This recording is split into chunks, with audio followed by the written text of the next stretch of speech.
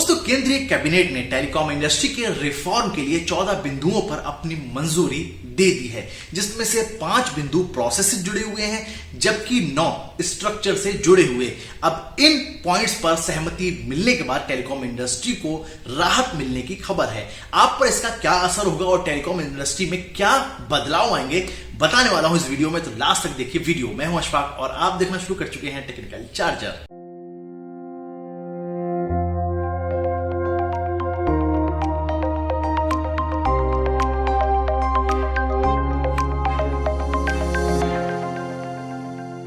तो जैसे कि मैंने आपको बताया कि केंद्रीय कैबिनेट ने टेलीकॉम इंडस्ट्री में 5 प्रोसेस से जुड़े हुए रिफॉर्म्स करने के लिए मंजूरी दे दी है, जिसमें से डिजिटल इंडिया इनिशिएटिव को बल देते हुए केवाईसी के नियमों में बदलाव कर दिया गया है। अभी तक आपको कोई भी कनेक्शन चाहिए होता था टेलीकॉम कंपनी से तो आपको पेपर वर्क जरूर करना होता था, वहां पर साइन भी करने होते थे, भले ही आप आधार कार्ड का यूज कर रहे हो। लेकिन अब पूरी तरीके से डिजिटलाइज किया जाएगा, यानी कि कोई भी आपको नया कनेक्शन चाहिए होगा तो ऑनलाइन आप उसका फॉर्म सबमिट कर सकते हैं, कोई भी पेपर वर्क नहीं होगा। इसके पीछे की एक और वजह बताई गई है। 300 से 400 करोड़ के आसपास इस समय फॉर्म जो कि पेपर हैं वो रखे हुए हैं वेयर हाउसेज में। अब इतना बड़ा स्टॉक दोस्तों, फिर उसका रख रखाव, उस पर अलग से खर्चा, तो इन सब चीजों को खत्म करने के लिए गवर्नमेंट की यह पहल एक अच्छी साबित हो सकती है।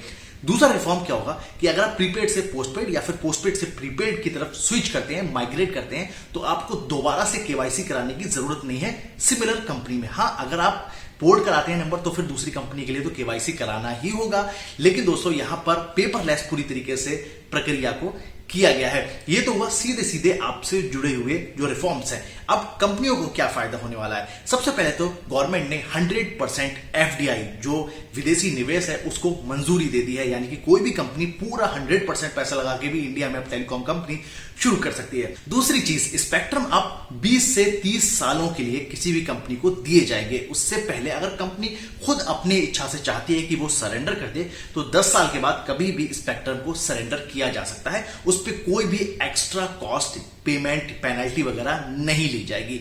तीसरा रिफॉर्म सबसे बड़ा कंपनियों के लिए क्या होगा कि कोई भी अगर नई कंपनी सेटअप होना चाहती है और किसी पुरानी कंपनी जो ऑलरेडी सेटअप है इंडिया में उससे अगर वो किराए पे स्पेक्ट्रम ले लेती है तो इस पर कोई भी टैक्स, कोई भी एक्स्ट्रा चार्ज नहीं पे करना होगा। और ये सबसे अच्छी चीज है। अभी तक दोस्तों ये भी एक मसला था कि कंपनी अगर किसी का किराए पे स्पेक्ट्रम यूज कर रही है तो उसके लिए टैक्स अलग से गवर्नमेंट को पे करना होता था, जहां पर की एक बड़ी राहत गवर्नमेंट की तरफ से अनाउंस की गई है। अगला रिफॉर्म होगा स्पेक्ट्रम ऑक्शन से जुड़ा हुआ। वैसे तो हर साल तीसरी जो तिमाही होती है उसमें स्पेक्ट्रम कंपनियों को प्रोवाइड कराए जाते हैं, लेकिन अब इसके लिए एक स्पेशल कैलेंडर बनाया जाएगा जिसमें कि पहले से डेट तय की होगी जो कि सभी कंपनियों के पास प्रोवाइड रहेगी और उन्हें पता रहेगा कि कब उन्हें इस स्पेक्ट्रम ऑक्शन में जाने की तैयारी करनी है। अगला रिफॉर्म बहुत ही महत्वपूर्ण है टेलीकॉम कंपनीज के लिए और काफी लंबे समय से कंपनियां इस तरह के रिफॉर्म की मांग भी कर रही थी, क्योंकि फाइनेंशियल कंडीशन के बिगड़ने की वजह से रिफॉर्म बहुत ही महत्वपूर्ण बन जाता है।